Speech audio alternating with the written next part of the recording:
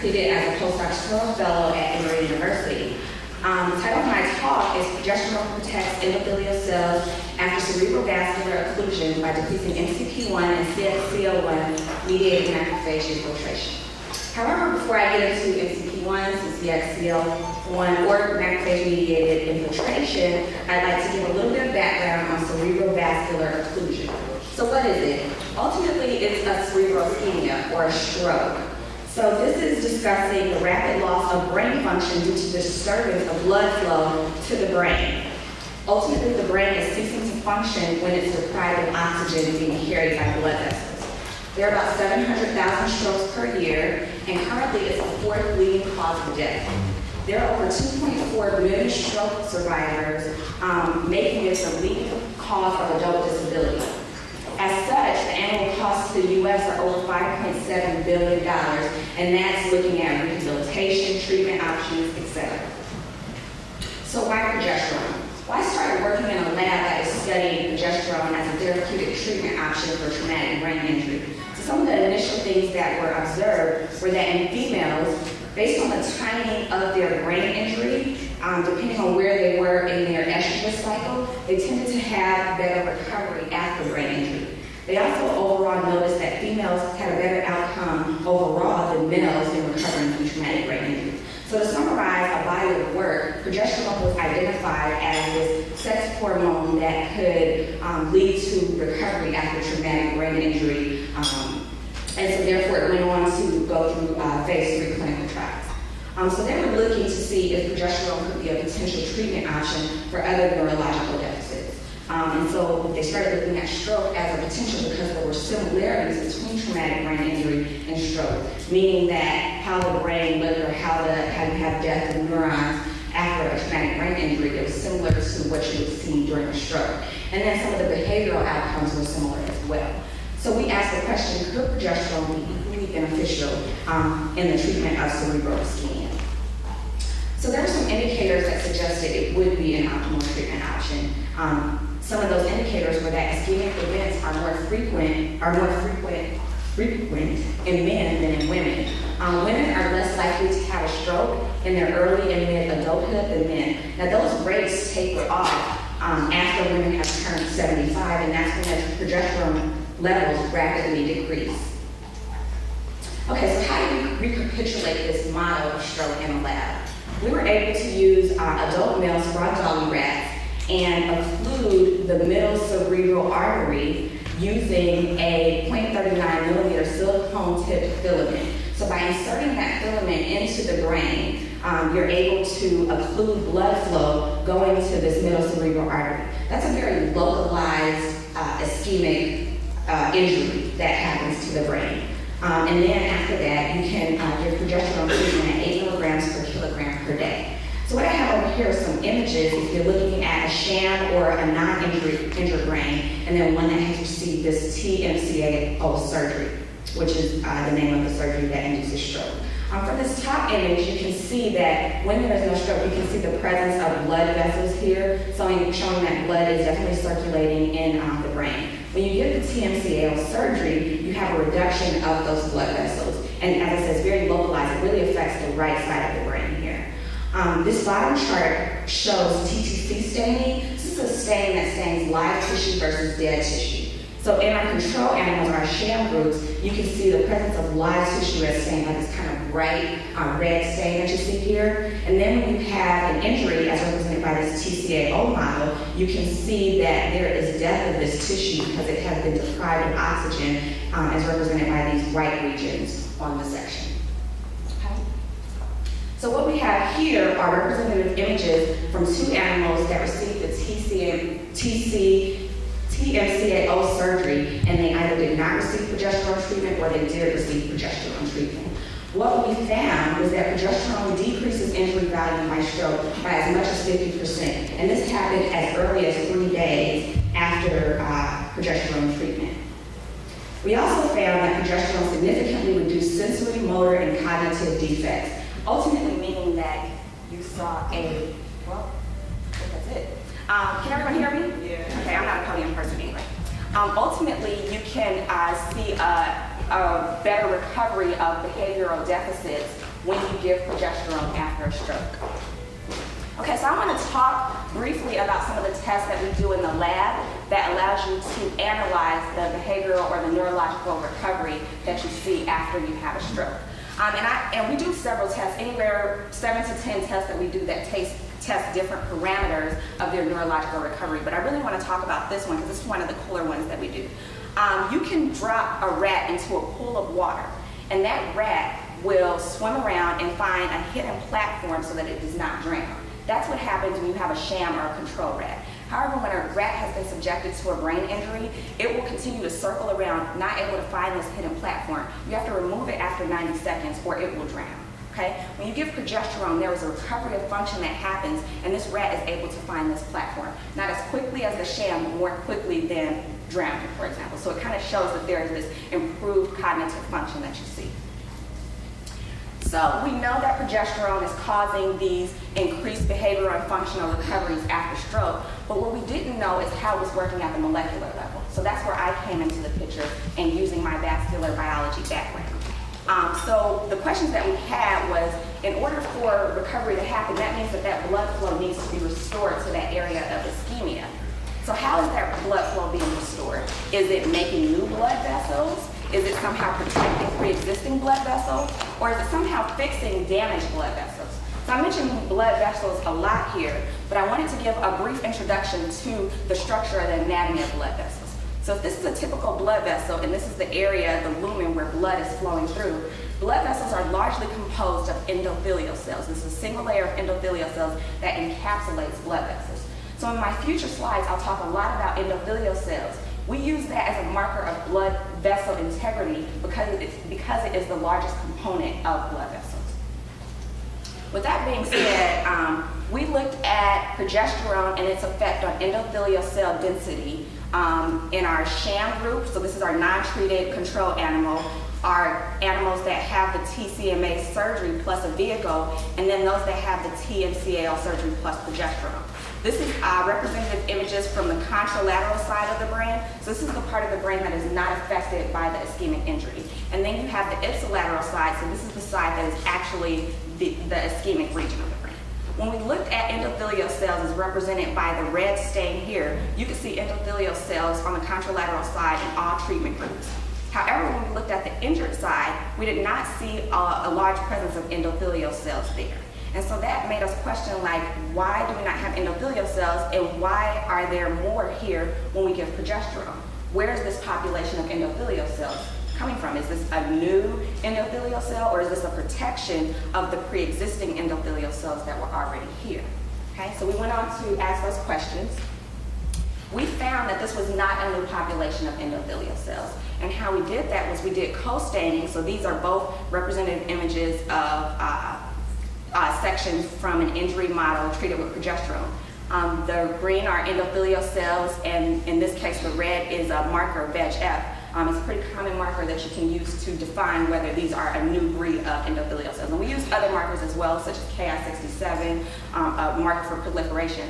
Ultimately, we were able to conclude that this was not a new population of endothelial cells. This was not angiogenesis that was occurring, that this was likely a protected form of the pre-existing endothelial cells, and so progesterone was somehow protecting these endothelial cells. So when you think about protection and what could potentially cause death of endothelial cells, we identified macrophages as a potential component that could be leading to the death or killing these endothelial cells.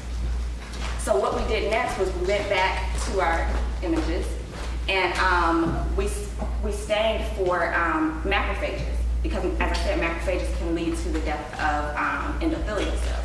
What we found was pretty unexpected here as well. So this, once again, is our control for all of our treatment groups. There are no macrophages. And then when we look at the injured side, we don't see any macrophages in our sham group or when we treat with progesterone, but there's a large infiltration of macrophages when we give our injury and only treat with a vehicle, or pretty much no treatment. So from that, we asked, is there a relationship between macrophages and endothelial cells? And is progesterone somehow mediating the communication that these cells might be having with each other to protect our endothelial cell population? In order to investigate that question, we used a cell culture model of ischemia. So how do we do this? We take cultured brain endothelial cells, So under normal culture conditions, that is considered normoxia. We can deprive those endothelial cells of oxygen and glucose in a process called hypoxia. This mimics that ischemic injury that we see in our rodent model. We can then mimic reperfusion by restoring the cells to an oxygenated state in a process called reoxygenation. We then take advantage of culture macrophages, and then we can use these tools to investigate the relationship between macrophages and endothelial cells and whether they are communicating with each other to cause macrophage infiltration. In order to do this, we use a trans-well assay. So I'm going to introduce how this assay works in order to explore relationships between two different types of cells. You can plate one cell type, so ours was macrophages in this top chamber of this trans-well assay.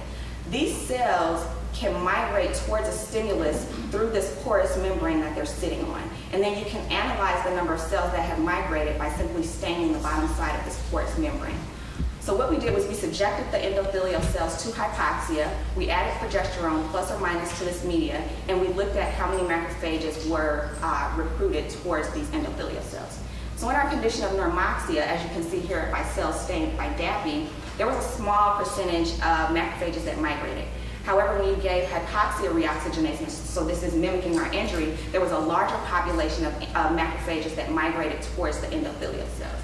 And then when we gave progesterone to our hypoxia reoxygenated cells, it blunted that migration pattern. And this was pretty cool because it really correlated what we saw in our in vivo, our rat model, with a cell culture model. So the question that we had was what, even in this setting, what is it that potentially could be secreted from the endothelial cells in this setting that are making these macrophages migrate towards these endothelial cells? So to summarize kind of what we did, I'm going to make this long story into a very short story. We identified a class of chemokines that was being secreted into the media, and that progesterone was altering their expression. So normally those things were high when you were given hypoxia reoxygenation, but progesterone was able to blunt the expression of two chemokines, MCP1 and CXCL1. So I'm going to summarize everything that I've just told you today. If you have a TMCAO or an injury, ischemic injury, and you do nothing or you give vehicle, endothelial cells are going to secrete certain chemokines such as MCP1 and CXCL1 to induce macrophage infiltration. That macrophage infiltration will lead to the death of endothelial cells, and ultimately you'll see functional defects following ischemic injury. However, if you give progesterone, progesterone is able to blunt or decrease endothelial secreted MCP1 and CXCL1. That leads to the blockage of macrophage infiltration. When those macrophages are not in that space, that leads to endothelial cell survival, the restoration or the protection of blood vessels, and ultimately recovery after TMCA. So that's all I have.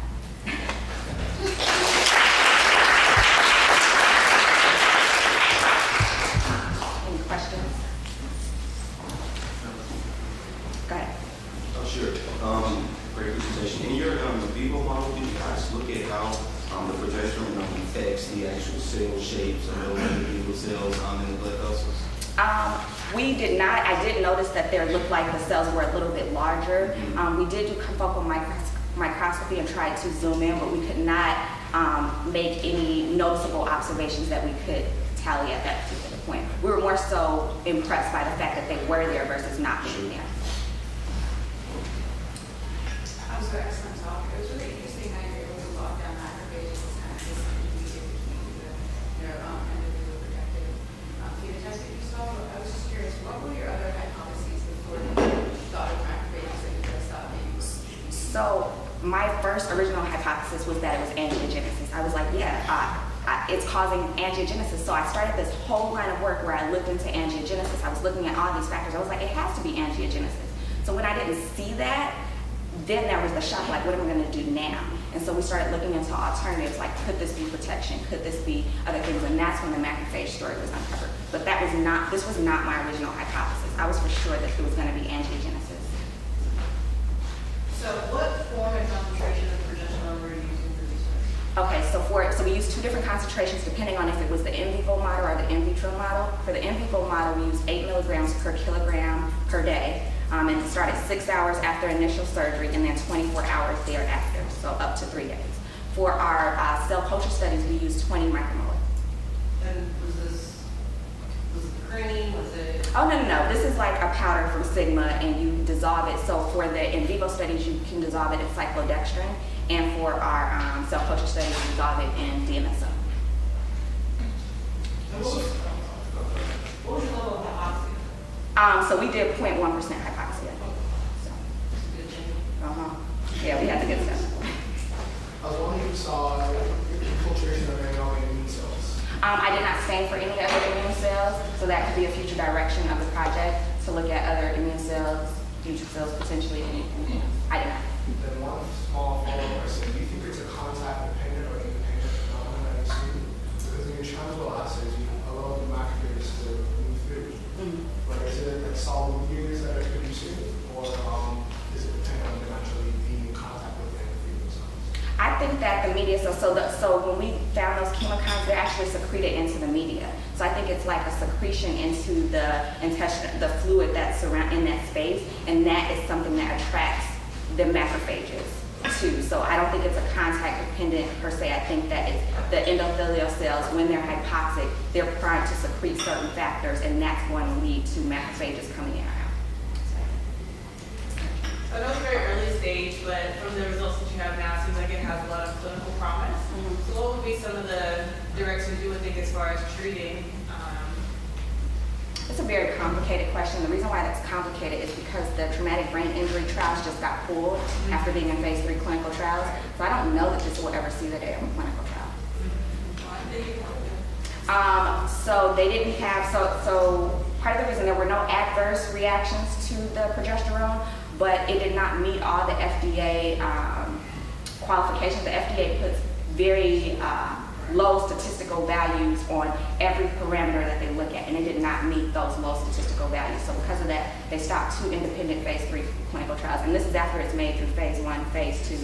So it definitely got. Did you all look at, as a physician, and my issue would be timeline. So did you all look at or consider looking at timeline in terms of recovery?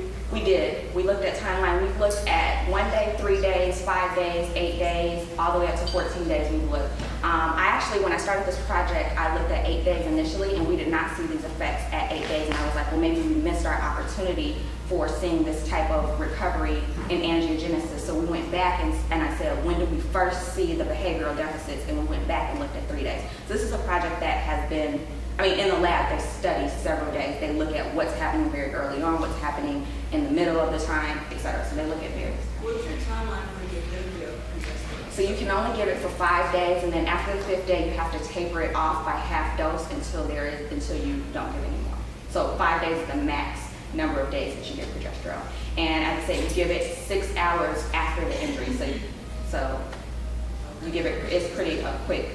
So is angiogenesis something that you would see commonly with brain injuries, or is that You see it more with abstract? You see it with a lot of ischemic injury, and so that can be whether it's renal ischemia, whether it's brain ischemia, whether it's, you see it as a new way to make blood vessels to restore blood flow, and that's why that was my initial hypothesis. I have a few questions. Did you use female mice or rats? Do they already have progesterone? If you used male mice, do you think the outcome would have been different? And are there off-target effects to giving male mice progesterone? So that's a really good question. We only use male rats, but there are other projects in the lab where they've looked at female rats. They also look at the concentrations of endogenous progesterone in the female rats to see if that would influence some of the results that you see both on the traumatic brain injury side and on the stroke side. But for my project, for my purposes, we only use male rats. So you mentioned that you gave the progesterone treatment 6 hours after injury. Did you look at pre-treating? Yes, so I actually misspoke. We actually do give initial ejection 5 minutes before we reperfuse, and then we give 6 hours after, and then 24 hours. Forgot that. So the progesterone, it sounds like this problem with well, FDA has some regulations, but now that you know this, could you create some targeted, say, anti-chemokine? Right, that could be the other way to go. is to, because I know what chemokines are influenced, maybe instead of the progesterone, maybe you could sell it as a different therapy. Thank you.